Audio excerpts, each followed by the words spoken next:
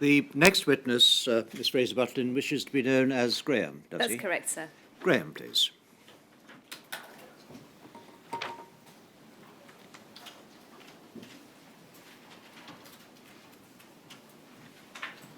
Please state your full name Graham Binks. and take the book in your raised hand and repeat after me. I swear by Almighty God I swear by Almighty God that the evidence I shall give that the evidence I shall give shall be the truth, shall be the truth, the whole truth, the whole truth, and nothing but the truth. and nothing but the truth.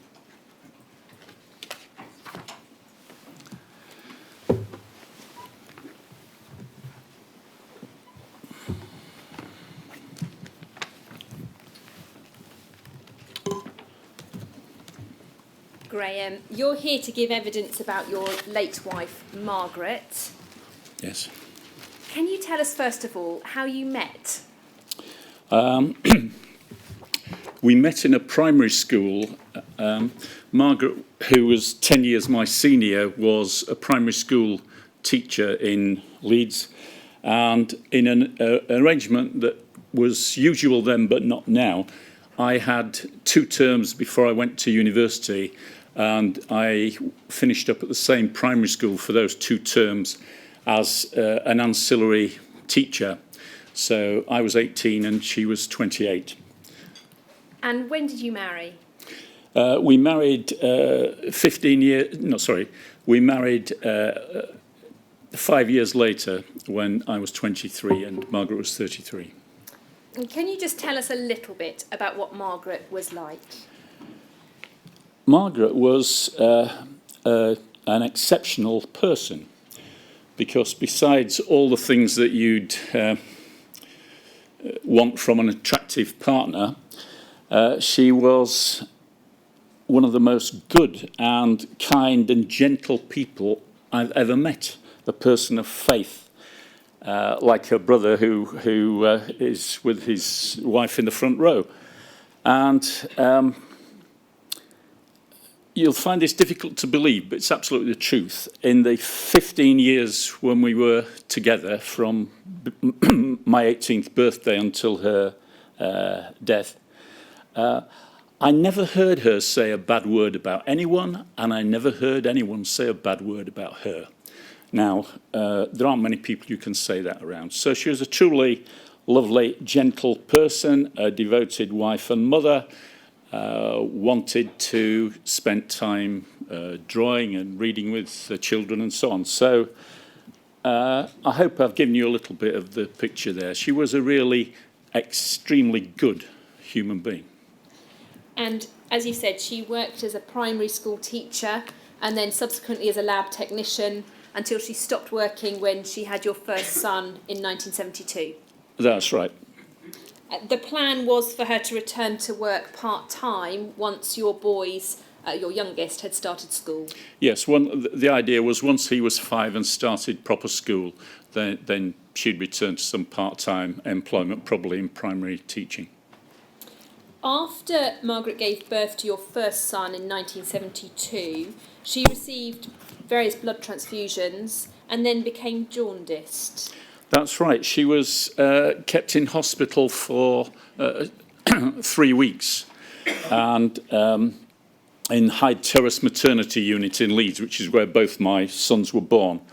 And she received a series of blood transfusions. The baby was healthy. He was weighed over 7 pounds, and both and weren't discharged until 3 weeks after delivery. And then after the birth of your second son in 1974, she received further blood transfusions and again stayed in hospital for longer than normal. Yes, we were advised after the birth of the first son, our GP advised us that if we wanted to have more children, then we should get on with it, basically. And we assumed, probably correctly, that this was because of her age, because she was 36 when we had the first child, and then 37 when we had the second one, or when she had the second one, I should say, 20 months later. And he was a nice, healthy 8-pound baby. But again, she received blood transfusions and was not discharged until 12 days after he'd been delivered. When each of the transfusions were given to her, was she or were you made aware of any risks involved in having them? Absolutely not. And it was after the arrival of your second son that she became particularly unwell. Can you tell us what happened? Well, she was never healthy again after the birth of my second son, and she was within, I can't remember the exact date, but within a month or two, she was diagnosed with hepatitis. This diagnosis by the GP was confirmed by a biopsy, a liver biopsy. And so at that time, it was described not as hepatitis C, but as chronic aggressive hepatitis. She was hospitalised for 6 weeks during the summer of 1975. That's right. By the time my second son was 11 months old, she was hospitalised in St James's for approximately 6 weeks. Because of the hepatitis? Oh, absolutely, yes. When your wife found out about the diagnosis, were you told of any risks of transmitting the infection? No. And were you told anything about managing the infection? Not as far as I'm aware, no. After she was discharged from hospital in 1975, what was your wife's health like? It was a story of progressive deterioration. She became increasingly yellow. The whites of her eyes turned yellow. Her skin turned more and more yellow. She got more and more tired and exhausted. And this continued until May 1979, when she was hospitalised for several weeks and then on discharge given 6 months to live. And what was she told during that hospitalisation? She was told she had 6 months to live, but what else about her condition was she told? Well, I can't remember anything specific that she was told. She was told that she was terminally ill with chronic aggressive hepatitis. No one ever attributed a cause to this. There were no other risk factors that anybody was aware of. And that was it. And in those days, liver transplants weren't available, and Absolutely there was not, no options for you. No, I imagine that had liver transplants been available, she might well have been a candidate for one. But this is before all that was available. Yeah. Can you tell us a little of how Margaret coped with that news? I hope people will forgive me occasionally referring to notes, but I realise that I've only got one shot at this, and I don't want to go away this afternoon, drive away thinking there are things I wish I'd mentioned and forgot. She never enjoyed good health again, and the effect on her was that when the seriousness of her condition became clear, she was frightened, because who wouldn't be? And not least because during her spells of hospitalisation in the liver ward, she'd seen other patients in a more advanced state than she was, so she saw what was coming. But despite the fact that she knew that she'd never see her children grow up, she was a very brave and resilient person. And we all know that we're mortal, but an end date concentrates the mind. And the sensation for both of us was, and for other members of the family, but not the children, of course, who had no idea, is as if you imagine that you are on an aeroplane and you know it's guaranteed to crash. It's slowly descending, but you know that the aeroplane is guaranteed to crash. So it's obviously very depressing. And the difference, if you like, is that for the person infected, then the rest of us knew that this was a tunnel we were going into, but we'd come out the other end in whatever shape. Margaret knew she wouldn't. You know, there's a wall at the end of her tunnel, and not in this life anyway. And to a certain extent, she went into a country of her own, which I can quite understand. I mean, having that kind of effective death sentence, you know, makes you, in some respects, a slightly different person. So she was frightened, but she was brave, she had faith, she was a resilient person. And we'd 2 little lads to look after, and that's the best medicine anybody can have. So it did restrict, the fatigue restricted the time and energy she had available for family life. And in the later stages, she would get up in the morning, spend a bit of time with them before they went to school, then go to bed for the whole day, spend a little bit of time with them when they came back, and so on. And we moved the bed into the front room and so on. But the objective was to protect our sons, really, and give them as normal a life as possible. And at that stage, they were about aged 5 and 7. They were 5 and 7 when she died, yeah. What was their understanding of the situation before Margaret died? Their understanding of the situation was limited because we'd obviously protected them. So they knew that she was unwell. They knew that that their mother was turning yellow and spending increasing amounts of time in bed. And other than that, I don't think they had much awareness. They knew their mother was ill, but they'd no idea of the seriousness, of course. In January 1980, Margaret hemorrhaged. Can you tell us about that? Well, she'd deteriorated rapidly, and fortunately my parents lived just down the road, so my sons were able to spend an increasing amount of time when they weren't at school at my parents' house. And Margaret expressed a preference to die at home. Our GP explained that this would be an extremely messy business because a great deal of blood was likely to be ejected. But I wanted to abide by her decision and didn't care if she dyed the carpet crimson. But when she began to vomit blood, whilst the GP was present as it happened, he persuaded her to go into hospital right at the end, if you like, and called an ambulance. And one of my abiding memories is of my children waving through the window of my parents' house down the road with no idea that they wouldn't see their mother again.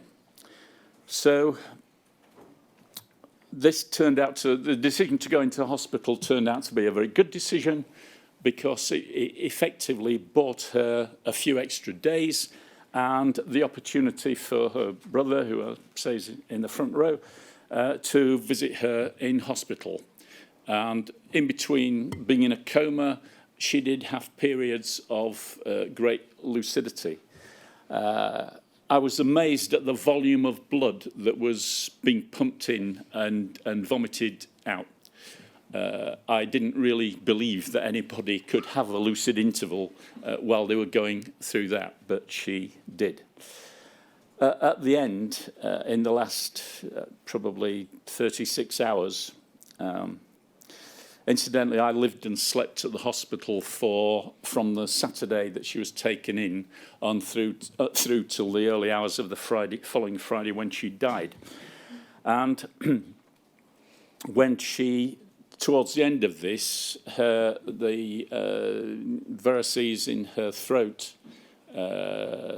exploded, basically, and they had to resort to a procedure called the Senstaken tube, which involves having a rubber tube pushed up your nostrils and a balloon inflated in your throat to put pressure on the blood vessels to stop the blood coming out.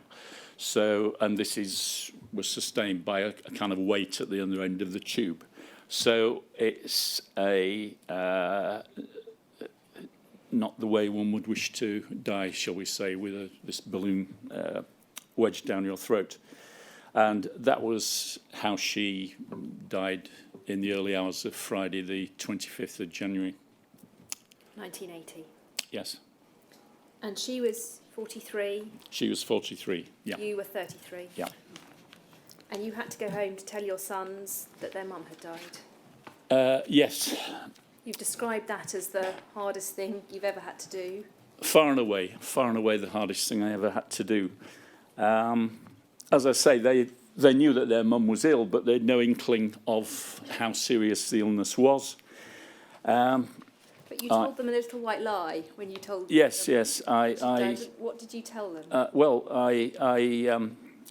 I told them the truth in the sense that I said their mother had sent a message that she loved them and was sorry she had to leave them. But the white lie I told is I said she told us to be like the Three Musketeers. So I sat one each on my knee and we swore an oath of one for all and all for one, and sealed it with a small glass of port, even the 5-year-old. And can I reassure any worried parents in the room, none of us went on to become alcoholics as a result of this. You'll be thrilled to hear. The difference was that the 7-year-old was able to grasp the finality of death, and the 5-year-old couldn't. He kept expecting her to turn up.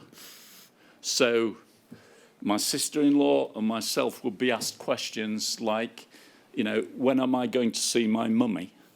And the answer might be, when you get to heaven. And the question then will be, but how will I find her? And the answer, which I owe to Chris really, the answer is, don't worry, she'll find you. So it was hard for them. And I've always been honest with them, but to this day, I've spared them the most gory details about the final couple of days.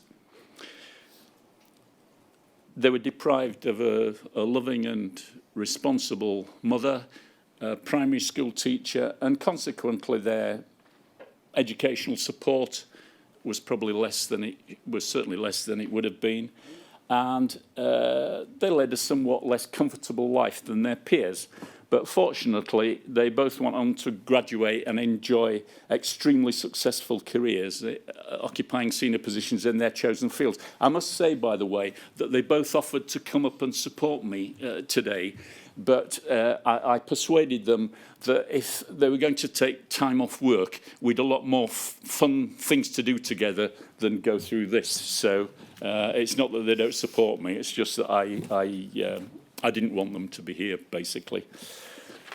You said a little bit about the effect on your children, but what about for you? Well, the effect for me was I hadn't expected to find myself a widower at the age of 33, so that was a surprise. You never, ever fully recover from the death of a partner. And even 39 years on, I'm no stranger to tears. I'm hoping to get through this without that, but we'll see. But I had 2 little lads to look after and a responsible job, so I took a week off work and then worked my backside off, basically. I was very lucky because I advertised for part-time help and engaged a lady, who's been dead for years now, a lady called Jean Chapman. Jean was already a grandmother, lived very close, and she'd just lost her husband and been made redundant from Hepworth's, which was one of the clothing firms in Leeds. So she'd had a big change in her life.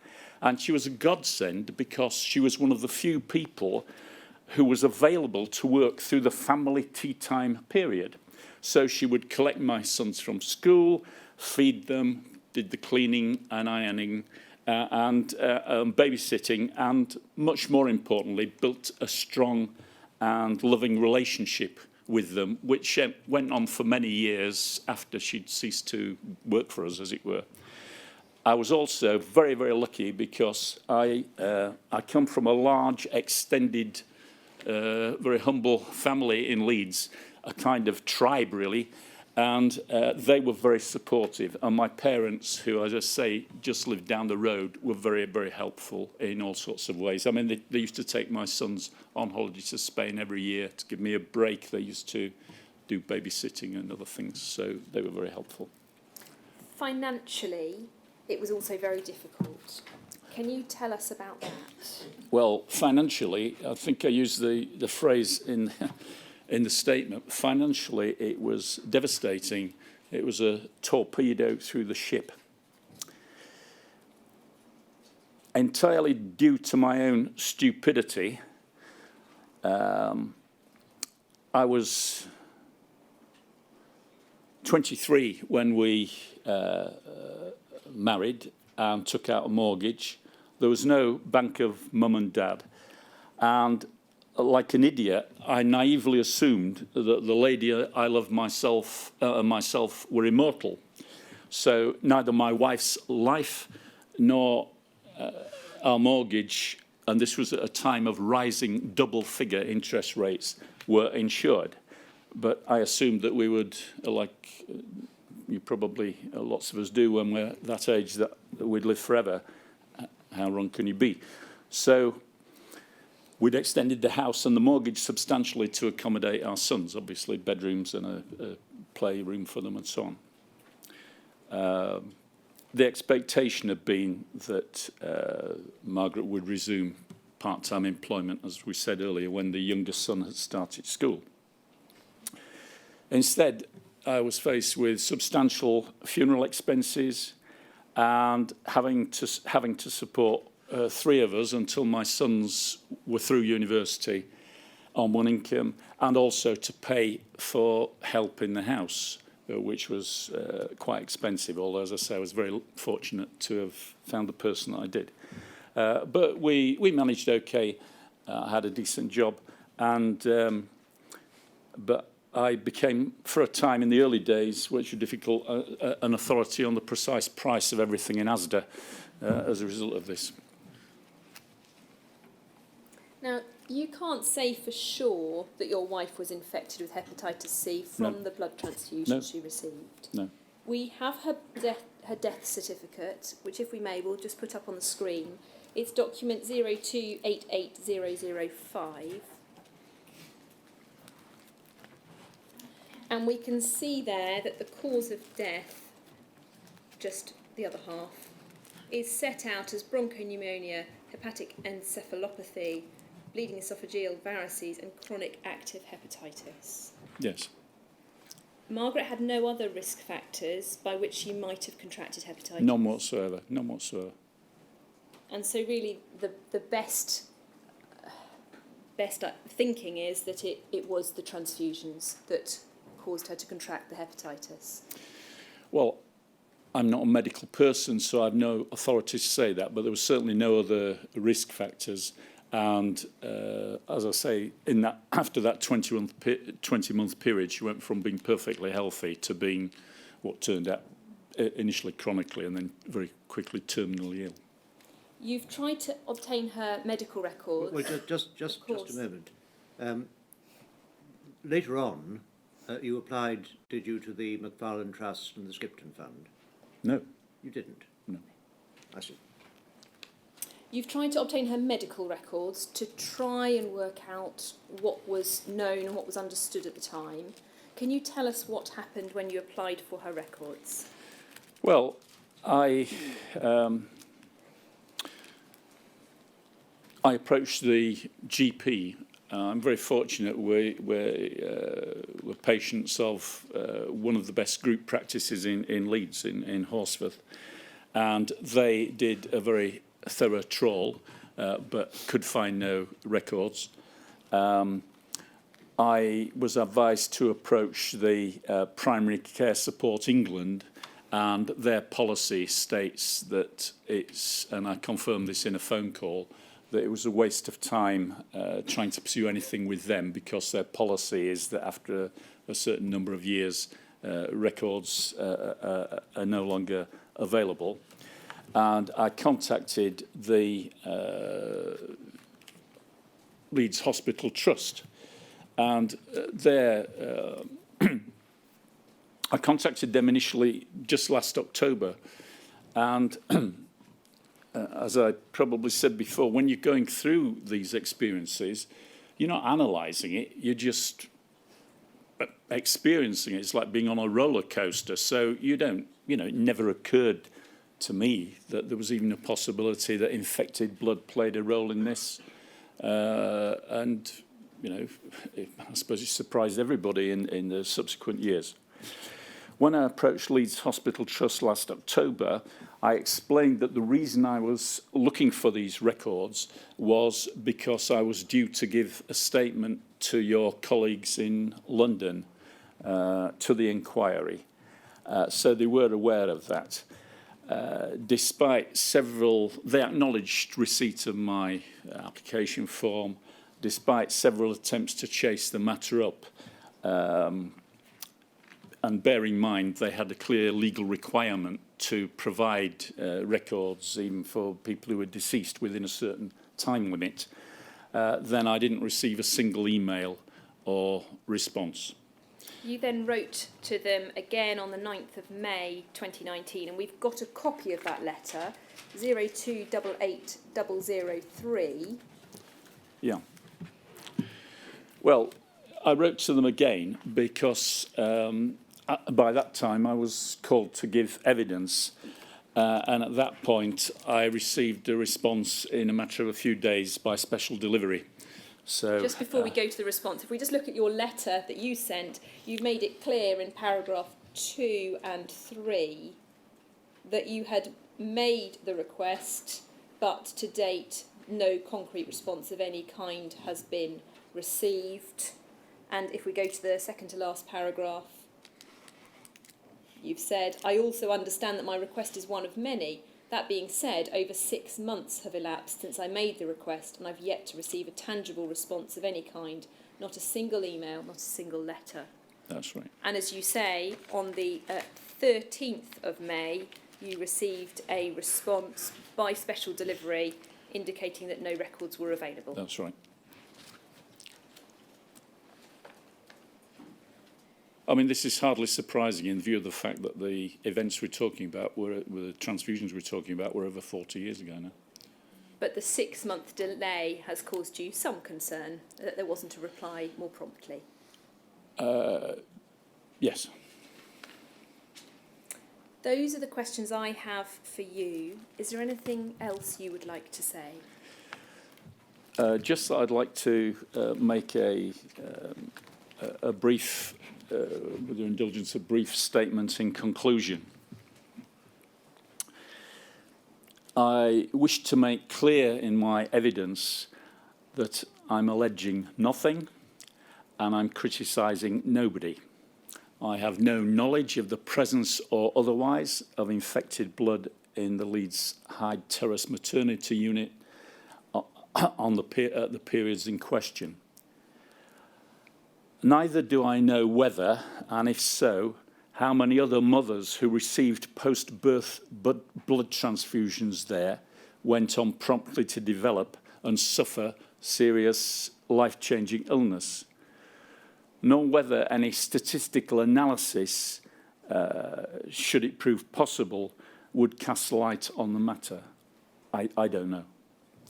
I'm here today because I feel I owed it to my late wife, to my sons, and to others who may or may not have been affected in similar circumstances to furnish the inquiry with such facts as I possess, which may or may not contribute a relevant piece to what I assume is a very large and complicated jigsaw puzzle. and I don't envy Sir Brian trying to write his report. I'd like to thank the inquiry and all its staff, both for affording me this opportunity and especially for the manner, both professional and humane, in which I've been dealt with throughout. And I think, having talked to a few other witnesses, they would echo those sentiments. And finally, nearly 40 years on from the event in question, I'd like to put on record my heartfelt admiration and thanks to all the staff of the health service who treated Margaret and myself with such understanding and kindness, namely our GP, the late Dr. Lawson, the consultants, doctors and nurses at St James's, and not forgetting even the staff in the canteen who served a very sad man with his breakfast every morning for a week. Thank you.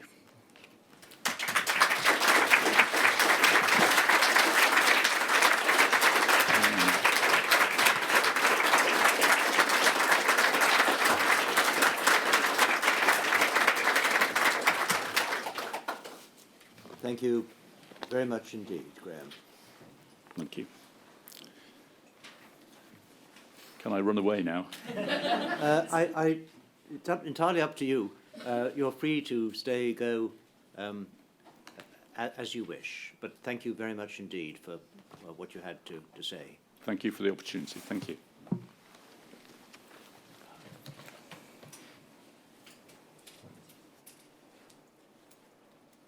Oh, I should add, Graham, I should add one thing.